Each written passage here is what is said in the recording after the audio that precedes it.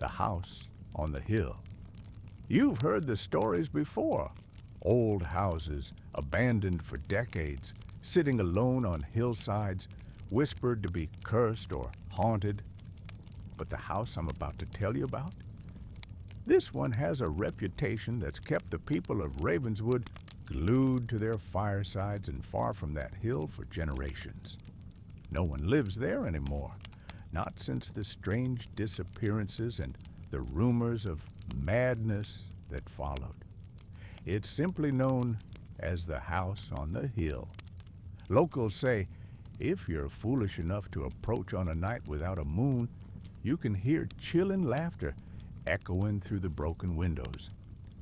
Others claim to have seen flickering lights and shadowy figures lurking inside, but no one dares to prove it for themselves. It was the summer of '98. 3 friends, Emma, Luke, and David, were on the cusp of graduating high school.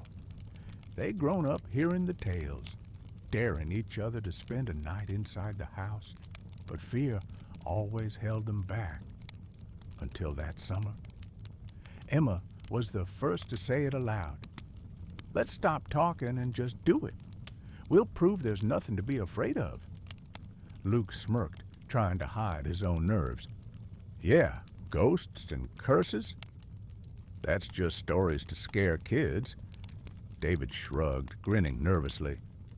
Worst case, we get some cool footage for the school project.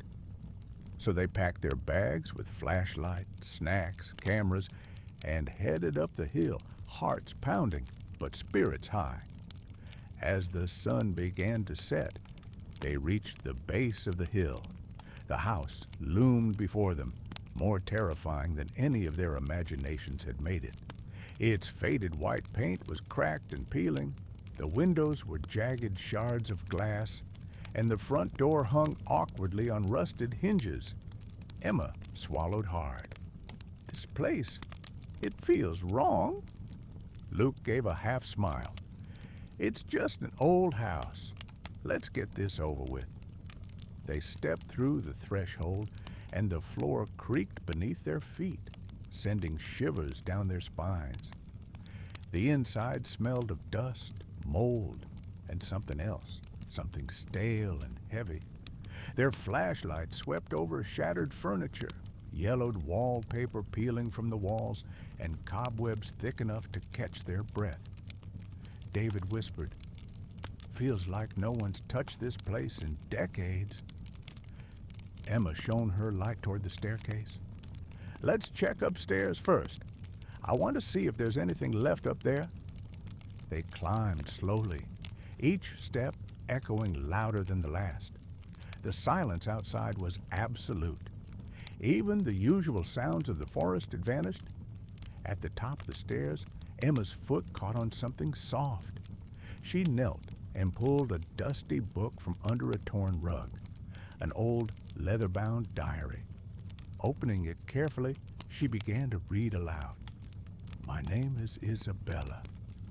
I have lived here with my husband for 3 years now, but something has changed.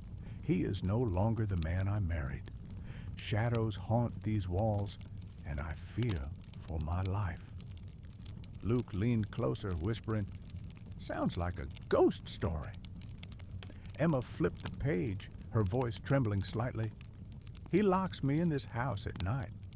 I hear whispers, not human, and I'm afraid the darkness has taken him." Suddenly, a cold draft swept through the hallway, extinguishing their flashlights. The house plunged into darkness except for the faint moonlight through the broken windows. David gasped. What was that? A slow creaking echoed from the hallway, the unmistakable sound of a rocking chair moving back and forth. Emma swallowed hard, trying to steady her breath. "Guys, I think we're not alone." Then came a whisper, barely audible but chilling. "Leave, now." Luke's voice shook. "Did you hear that?" The whisper came again, louder. "You shouldn't be here."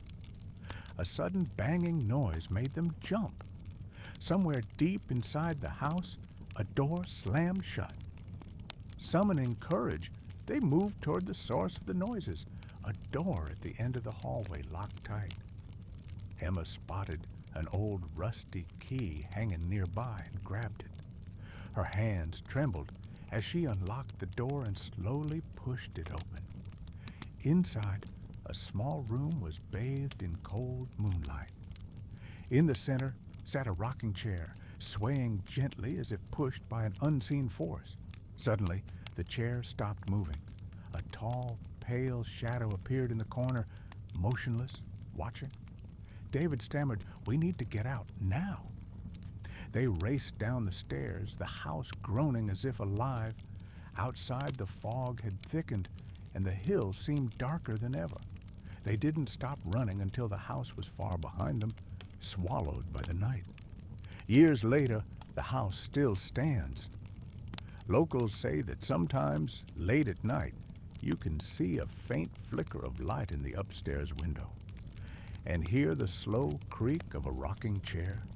And some say, if you listen closely, you can hear a whisper carried on the wind.